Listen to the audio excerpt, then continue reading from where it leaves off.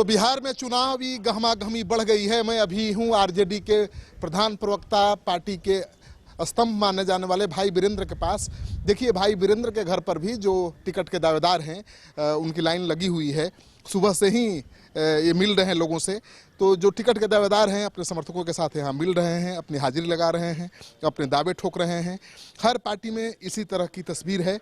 कल आपको हमने दिखाया था सन ऑफ मलाह मुकेश सहनी के दफ्तर में भी बहुत प्रत्याशी दावेदार जा रहे हैं। आपका आप बताइए, क्या दावा है आपका? क्षेत्र में टिकट मिला कैसे जीतेंगे? जीतना तो सब लोगों को है। महागठबंधन के जितने भी उम्मीदवार इस बार लड़ेंगे, मास लेवल पे वो लोग जीतने का काम करेगा। हम महागठबंधन के साथ हैं। महागठबंधन में हमारे नेता हैं भाई वीरेंद्र जी, हमारे बगल की विधानसभा का हैं। हम तो ऐसे कांग्रेस पार्टी का उम्मीदवार हैं, बट महागठबंधन में सब लोग एक समरसता के साथ हम लोग एक दूसरे से मिलते जुलते। कांग्रेस के उम्मीदवार हैं, भाई वीरेंद्र के दरबार में हैं। दरबार का ही महागठबंधन के हमारे साथी हैं, महागठबंधन के हमारे एमएलए हैं। हमारा विक्रम मनेर एक साथ पढ़ता है। अभी इनका ब्लॉक का हमारे यहाँ पार्ट है, हमारे ब्लॉक का इनका सपोर्ट बहुत मायने रखता है, इसलिए आप आए? नहीं, हमारे पुराने संबंध रिलेशन है। चुनाव के क्रम में तो एक दूसरे के यहाँ लोग जाना आना तो लगा ही रहता है ना, तो क्यों नहीं जाएंगे? तो कांग्रेस पार्टी के दावेदार भी आपस में कोऑर्डिनेशन बना रहे हैं। देखिए, भाई वीरेंद्र के यहाँ आए हुए हैं और यहाँ एक और दावेदार हैं। आप कहाँ से चुनाव लड़ना चाहते हैं? ऐसे तो मैं रफीन विधानसभा से हूँ और मैं चाह रहा हूँ कि रफीन विधानसभा से चुनाव लड़ूँ। क्यों मिलना चाहिए आपको टिकट? इसलिए कि मैं वहाँ, मेरी पत्नी जिला परिषद के अध्यक्ष है औरंगाबाद, और मैं वहाँ पार्टी का सेवा लगभग 5 साल से कर रहा हूँ और जीत जाएंगे, टिकट मिलेगा तो? पूरी विश्वास है मुझे कि मैं जीतूंगा। चलिए, तो आप देख रहे हैं कि दावेदार हैं, उनके अपने अपने दावे हैं और ये कह रहे हैं कि टिकट मिला तो जरूर जीतेंगे। तो भाई वीरेंद्र से जवाब ले लेते हैं। भाई वीरेंद्र आरजेडी के बैकबोन माने जाते हैं और पार्टी के प्रधान प्रवक्ता भी हैं। भाई वीरेंद्र, आप तो पार्टी के स्पोक्स पर्सन हैं, माने पार्टी की आवाज हैं। आप बताइए ईमानदारी से, इस बार आज दिल खोल के बात करिएगा, क्या होने जा रहा है इस चुनाव में? देखिए, हम तो दिल खोल के बात करने वाले जाने जाते हैं और हमारे क्षेत्र नहीं, पूरा बिहार जानता है कि भाई वीरेंद्र जो बोलता है बेबाकी से बोलता है। और इस बार जनता का जो मूड है, पब्लिक का जो मूड है, चाहे वो किसान वर्ग का हो, छात्र वर्ग हो, बेरोजगार वर्ग हो, व्यवसायिक वर्ग हो, चाहे प्रवासी जो हमारे श्रमिक हैं, उनका जो रुझान आ रहा है, उससे लगता है कि इस बार निश्चित रूप से महागठबंधन की सरकार बनेगी और तेजस्वी प्रसाद यादव जी मुख्यमंत्री बनेंगे। तो सीटों का बंटवारा सबसे बड़ा इशू है। अभी तक बातचीत आगे नहीं बढ़ पाई है, बंटवारा नहीं हो पाया है। आप कह रहे हैं कि सरकार बनाएंगे। इस बार हम लोग आप लोग को ये करना चाहते हैं, जानकारी देना नहीं चाहते हैं और एकाएक सब नेता मिलकर और प्रेस कॉन्फ्रेंस करेगा और उसी दिन तय हो जाएगा कि किसको कितना सीट मिला। ये सब तय हो चुका है। तो जो फार्मूला आ रहा है कि आरजेडी 150 से ज्यादा सीटों पर चुनाव लड़ेगी, बाकी जो सहयोगी दल हैं 90 सीटें उनको देगी, कितनी सच्चाई है? इस पर बड़े नेता हमारा तय करेंगे। आपसे बड़ा नेता कौन है आरजेडी में? तेजस्वी यादव के बाद आप ही ना है? जो शीर्ष नेता हैं सभी दल के, सब लोग एकत्रित होकर और बात करेंगे और किसको कितना लड़ना है वो सब सम्मानजनक तरीके से समझौता हो जाएगा और इस बार महागठबंधन की सरकार बनेगी। आप देखते रहिए। आपके सहयोगी दल है आरएलएसपी के नेता उपेंद्र कुशवाहा कह रहे हैं कि जहर उनके हिस्से में आ रहा है, वो जहर पीने को तैयार हैं, विष पीने को तैयार हैं। आखिर क्यों जहर उनके हिस्से में जा रहा है? नहीं, सबसे बड़ी चीज है, जहर एक भाषा है और उनके दिमाग में है कि हमको मिले या नहीं मिले, हम महागठबंधन में हैं और इस एनडीए को यहां से भगाना है। इसलिए इसके लिए जो भी करना पड़ेगा हम करेंगे और महागठबंधन को चुनाव जिताएंगे और सरकार बनाएंगे। मुकेश सहनी कह रहे हैं कि 25 से कम सीट मिला तो होगा ही नहीं गठबंधन। कहेगा कोई नेता नहीं कहेगा कि इससे कम। जो मांगने वाले थे वो तो चले गए, जो कहते थे कितना सीट मिलना चाहिए वो तो चले गए बेचारे।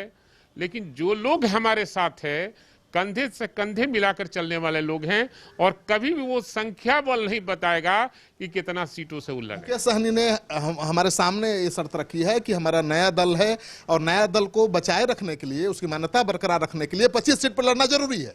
सबसे बड़ी चीज है कि हर आदमी अपने पार्टी के लिए सीट मांगता है, लेकिन महागठबंधन यहाँ बना है महागठबंधन का जो फैसला होगा नेताओं का, शीर्ष नेताओं का, वही सबको मानना है, तभी महागठबंधन की सरकार बनेगी। लगता है मुकेश सहनी की हैसियत है 25-30 सीटों पर लड़ने की? ये मैं नहीं, किसी की हैसियत नापने की हमारी आदत नहीं है।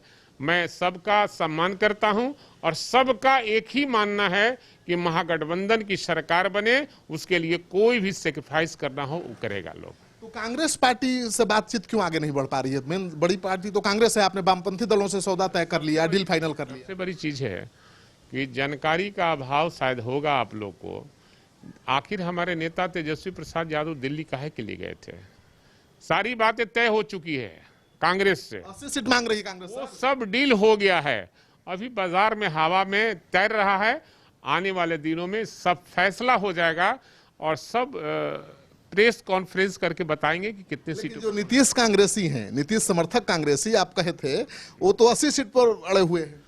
देखिए, हम उस पर टिप्पणी नहीं करना चाहते हैं। उनका क्या सोच है, वो कहाँ रहना चाहते हैं, वो जानते हैं, और उनसे ही सवाल दागने पर ज़्यादा अच्छा रहेगा। कांग्रेस जो लोग हैं वो सबको पता है कि कितना हमको सीट पर लड़ना है, और महागठबंधन के सब नेता तय कर लेंगे। हर पार्टी में बहुत चुनावी चहलकदमी दिख रही है, आपकी पार्टी थोड़ा अभी शांत दिख रही है, तैयारी बहुत नहीं दिख रही उस स्तर पर। असल में है क्या कि ताम झाम वही करता है जिसके पास कुछ नहीं रहता है। हमारा ग्रास रूट का हम लोग वर्कर हैं और हमारी पार्टी भी ग्रास रूट की है, इसलिए जनता आगे आगे है और हम नेता पीछे पीछे हैं। जनता को वोट देना है, जो हमारा मालिक है उसको तय करना है कि किसको वोट देगी।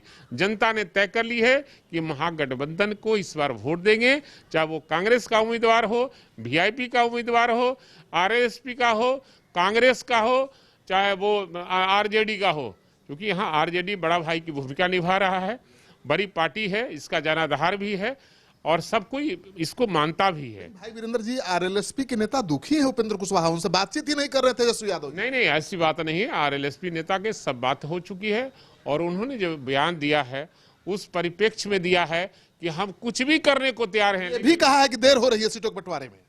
उन्होंने ये भी कहा है कि जो भी त्याग करना होगा मैं त्याग करूंगा, लेकिन महागठबंधन की सरकार बने और नीतीश कुमार को विदा यहां से करें। तो कह रहे हैं कि 20 पीने को तैयार हैं, तो आप 20 ही देंगे उनको? नहीं, 20 क्यों देंगे, उनके सहयोग से सरकार बनेगी और हम सब लोग को सम्मानजनक तरीके से उनको सम्मानित करने का काम करेंगे। मांझी कल एनडीए में चले जाएंगे, उनको 20 मिला है या अमृत मिला है?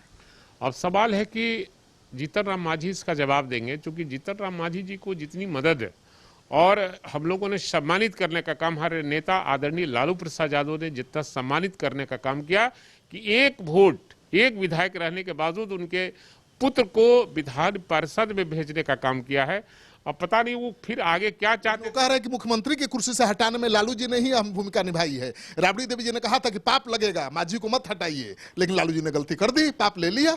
ये तो विचार का विषय है और इस पर हम जाना नहीं चाहते हैं कौन कहाँ क्या है। नीतीश कुमार जी उनको जिससे हटाए थे, मुख्यमंत्री पद से हटाए थे। लालू जी का सरकार नहीं था, न कहीं कोई बात थी, वहाँ हटाए थे तो नीतीश कुमार ही एक दलित परिवार को हटाने का काम। लालू जी नहीं चाहते तो क्या मांझी को नीतीश कुमार हटा सकते थे? नहीं, लालू जी तो चाहते थे कि ये मांझी जी रहे, लेकिन उनकी संख्या बल ज्यादा थी एनडीए की, इसलिए उनको हटाने का काम किया। तो ये थे भाई वीरेंद्र, जो अपनी बेबाकी के लिए जाने जाते हैं, हर सवाल का जवाब इनके पास होता है और ये कह रहे हैं कि इस बार एनडीए की बुरिया बिस्तर सिमट जाएगा और महागठबंधन की सरकार बनेगी। महागठबंधन में कोई झोल नहीं है, कोई तकरार नहीं है, कोई रार नहीं है और हर दल जब 20 पीने को तैयार है तो जीत में कहाँ संदेह रह जाता है।